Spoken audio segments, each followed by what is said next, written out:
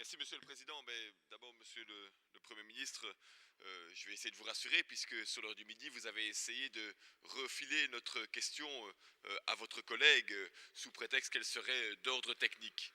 Notre question, mon collègue Calvo la pose aussi, est fondamentalement politique. Elle interroge les orientations même, les fondements même qui forment votre majorité. Hier est sortie l'information selon laquelle le budget de la sécurité sociale dérapait. 1,3 milliard d'euros davantage peut-être encore. C'est-à-dire environ 800 millions de plus que le dérapage prévu initialement, que le déficit prévu initialement. Mais nous avons appris à vous connaître. Dans ce genre de situation, en général, votre logiciel fonctionne en disant il y a un déficit, on va donc réduire les dépenses. C'est facile, c'est logique, c'est cohérent dans votre chef, mais pourtant c'est totalement contre-productif. Si on décortique un peu plus finement les raisons pour lesquelles ce déficit augmente, on voit 3 postes principalement. Un, c'est lié au nombre de personnes qui perdent leur emploi et donc qui impactent négativement les dépenses de chômage, environ 125 millions d'euros. 2, c'est lié à une diminution de la perte du pouvoir d'achat et donc une diminution des recettes de TVA pour environ 200 millions d'euros. Et 3, c'est lié à une baisse des recettes des cotisations sociales. Non pas parce que vous auriez initié un tax shift, mais simplement parce qu'il y a moins d'emplois qui peut être lié. Et là, on arrive à 750 millions d'euros. Chacun de ces trois éléments est intrinsèquement lié aux politiques d'austérité initiées sous le gouvernement Di Rupo, mais que vous amplifiez également. Le blocage salarial, je sais bien, c'est pas vous. Je sais, c'est pas vous, sauf que vous étiez dans le gouvernement.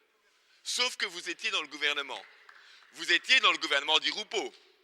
Vous avez poussé le gouvernement aussi à ce blocage salarial. Aujourd'hui, on voit l'impact de cela. D'autres éléments jouent aussi, mais je n'ai pas le temps ici de faire la liste et le président, sans chanter, me rappelle ici les éléments importants de notre timing.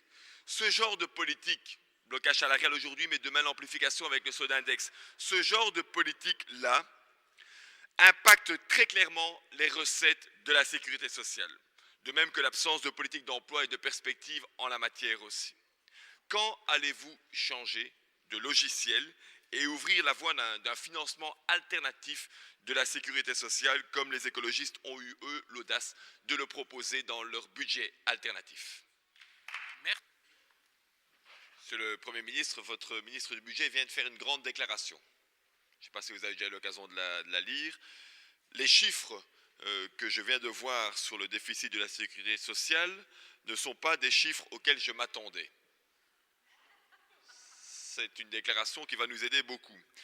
Mais pour ne rien vous cacher, ce n'est pas un problème de calculette. C'est un problème d'orientation fondamentale.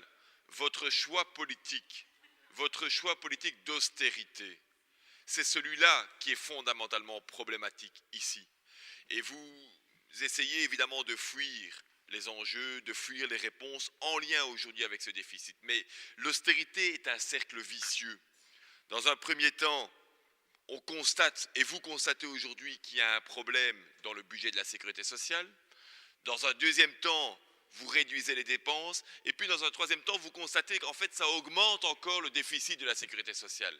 C'est ce cercle vicieux-là qu'il faut aujourd'hui casser. Il faut sortir de cela. Quand allez-vous le comprendre ? Merci, Monsieur Nollet.